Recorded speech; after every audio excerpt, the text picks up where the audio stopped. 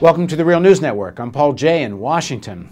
Last week in Denver at the American Economic Association, Gerald Epstein and Jessica Carrick-Hagenbarth presented a letter that proposed that economists should be transparent about their relationships with private institutions. I would guess particularly finance institutions, but not only.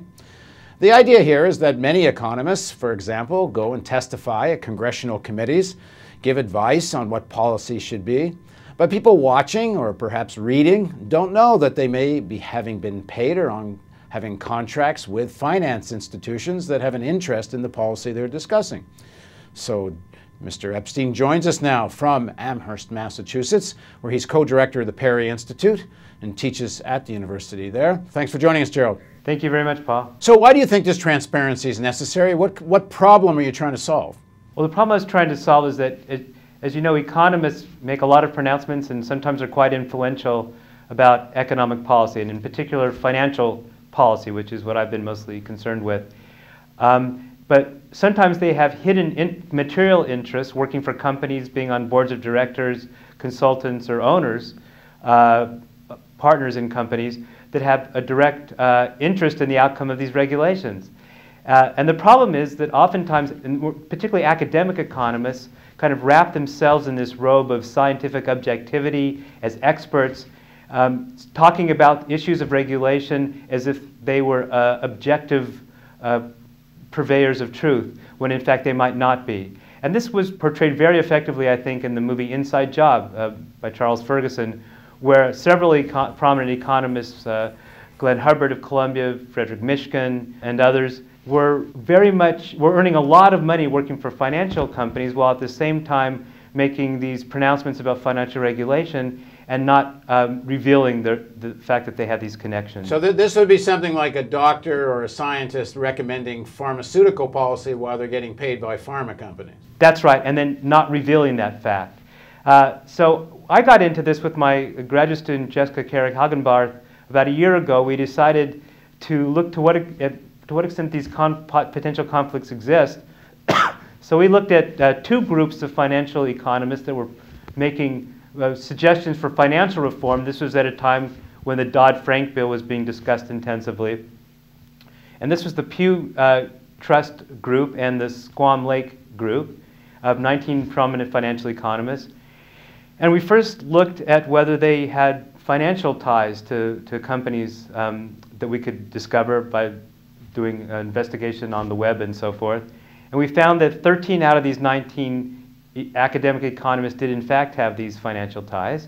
And then we looked at their media appearances, their op-ed pieces, as well as their academic articles for about a 5-year period, 2005, 2009, to see how they identified themselves, particularly when they were writing about financial reform.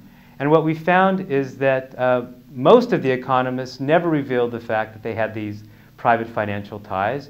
Only 5 of the 13 did, and most of them only very sporadically. And we just don't think this is right. That for people to be able to judge what they're hearing from these economists, they really need to know what kinds of interests these economists have. Now, how does this compare to other disciplines, say sociologists, who also often get called to Congress or other places to testify? Well, that's a good question. An interesting thing is that if you look at the norms within the economics profession, and in particular, say, whether there are any rules of conduct by the professional associations, particularly the American Economics Association, which is the largest, most prestigious, most powerful, economists have no codes of conduct related to this. The American Economics Association does not. On the other hand, the American Sociological Association, the American Psychological Association, and others actually do have codes of conduct which say that their people, sociologists or psychologists, should reveal these kinds of connections. So that's why Jessica and I wrote a petition or a letter to the president of the American Economics Association, Robert Hall, and we circulated and got more than 300 signatures from economists proposing that the American Economics Association institute a code of conduct, perhaps modeled, say, on the American Sociological Code. What happened at the meeting? How could anyone argue against this? Well, there was a lot of argument against it. It is funny though. When this first came out, our study came out, and people started blogging about it and so forth. I did get an email from Larry Summers, who everybody knows who Larry Summers is. Well, tell people just in case they don't. He was the former Treasury Secretary under Clinton and Chief Economic Advisor under Obama, former president of Harvard University, a very prominent economist at Harvard. And in this email he sent to me, he said, well, he basically agrees with the point that there should be much more transparency. He didn't think we had treated him properly in our paper, that we didn't identify the fact that he had revealed some of his connections, and so we readjusted our paper to take that into account. But he seemed to agree with the basic point, but then when I wrote him back and asked him if he would sign this letter, he said no, that he thought the American Economics Association is not the proper organization to be regulating something like this. Well, who would be if they're not? Many economists, including he, argue that this should be the responsibility of the press. The press should ask people if they have these connections, and in fact I do agree that the press should be asking that. And it should be the responsibility of universities where these academics work, and I agree that it'd be good if the universities had such codes of ethics. But in fact, if you look at university codes of conduct, almost none of them address this issue. They're concerned about how much money people get from private interests.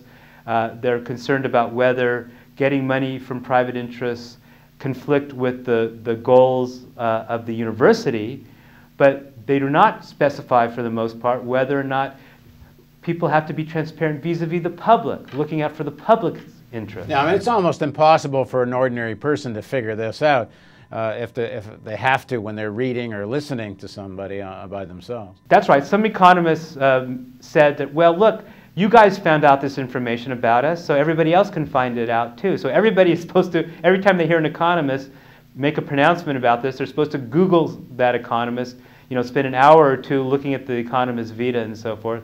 And the fact of the matter is, I think we're at the tip of the iceberg. I think there's a lot of connections that we didn't discover. So anyway, at the Economics Association meeting, the executive committee unanimously voted to do a study of this issue and to set up a committee to do this study. So does that mean they're serious or they're trying to bury it? Not necessarily, but they won't reveal the names of the people who are on this committee. I'm not sure why they're keeping them confidential. A secret committee to study transparency. Exactly. Isn't that beautiful? There's the problem right there. So look, this is no panacea. I mean, even if it is true that this is just one small step. But what it would do is create a norm that economists should be following.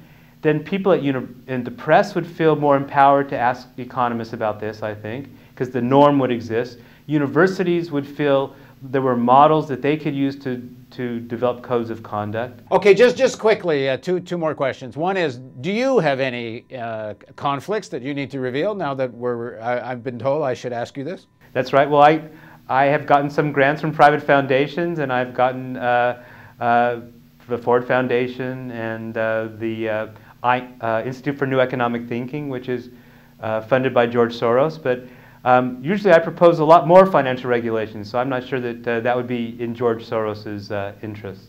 And finally, did you find any connection between economists who had received funding and what they said? Is there any, so far any pattern there? The sample that we had was way too small to do a scientific study of this, but we did compare the regulatory proposals of this group of economists as a whole with other groups that I've been connected with, SAFERS, the Economists Committee for Stable, Accountable, Fair, and Efficient Financial Reform, Americans for Financial Reform, and we did find very clearly that the kinds of proposals these people were coming up with were much less intrusive, much less strong than the kinds of proposals that we came up with.